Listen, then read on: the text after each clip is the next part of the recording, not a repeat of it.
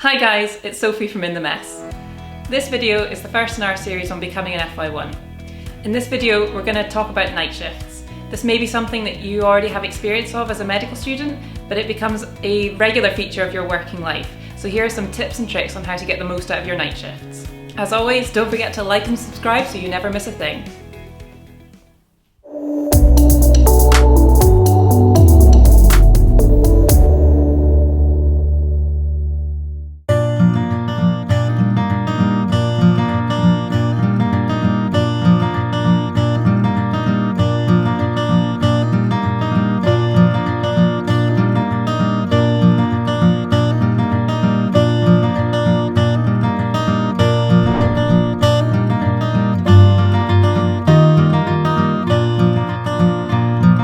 Each set of night shifts tends to be completely different depending on where it is that you're working and what you're covering.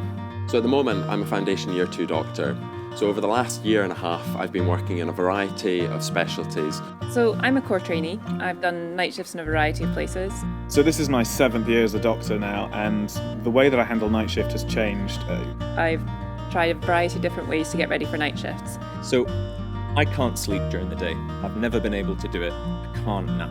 I usually manage to sleep in till somewhere around 11, 12 o'clock. Have a late night the night before, have a long lie, and then have a really easy, gentle afternoon. Just relax.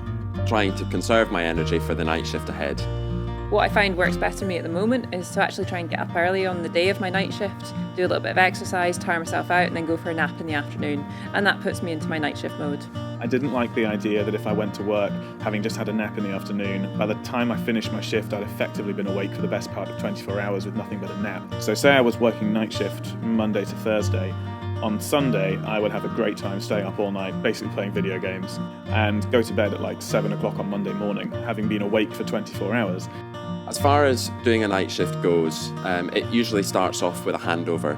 I tend to do a lap of all the wards that I'm covering. This is useful because you can introduce yourself, you can find out which nurses are working, pass over your contact details, and answer any kind of questions or concerns they may have at the time. Sometimes when you're on night shift, you'll be doing a lot of the jobs by yourself and you may not run into some of your colleagues. But it's important to remember that they are still working in the hospital and you'll nearly always have a registrar or someone more senior than you that you can easily contact and is just at the end of a telephone. Remember, on a 12.5-hour night shift, you get 2 breaks. There is nothing wrong with having a short nap. Quite often in many hospitals there will also be some sort of a hospital at night room or some sort of a break room that you can meet with your colleagues at a certain time. At the end of my nights, what I do depends entirely on how busy they've been. If it's been fairly relaxed and I think I can stay up all day, then that's exactly what I do because it's the best way of resetting your body clock. I find that if you can reset your body clock within the first 24 hours, that's you. Otherwise it can really drag on into days, into a week. Once you've finished a run of night shifts, if you've been working in a team, a really nice thing to do is to go out for breakfast with them. If you're working on your own, it can be quite nice to organise to see somebody on your day off after your night shift for either coffee or lunch, just so that you've got something to do in the middle of your day to keep you awake and something to look forward to at the end of your night shifts as a reward for all your hard work. At the end of my run, I tend to go to bed straight away, have a few hours of sleep, wake up and just accept that I'm probably going to lose a day. When I got to the end of a set of nights, I'd try and stay up as best as I could. In reality, you probably need a couple of hours nap in the morning. If my nights have been so busy that I simply just cannot stay awake through that day, I'll have a nap, but it must be limited to the morning. So that by the time you go to bed, you've been awake for at least 7 or 8 hours and your body feels like it's had a normal day and you can start to get back into a rhythm. Try not to sleep after 2 in the afternoon, certainly, or else you'll really struggle to fall asleep at night.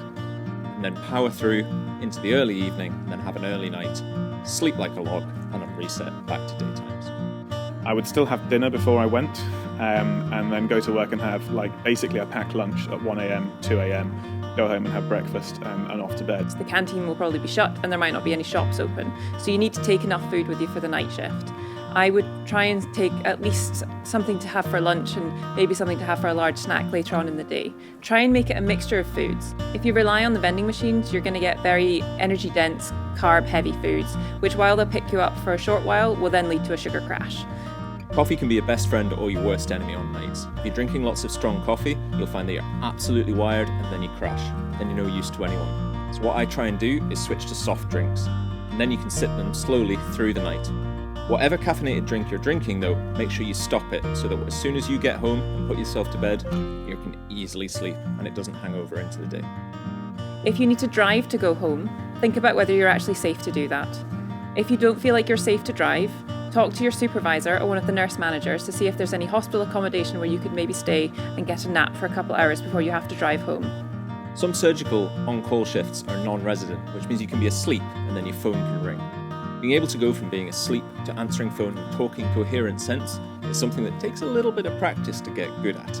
And I don't really have an easy answer for that. It's something you just get better at with time.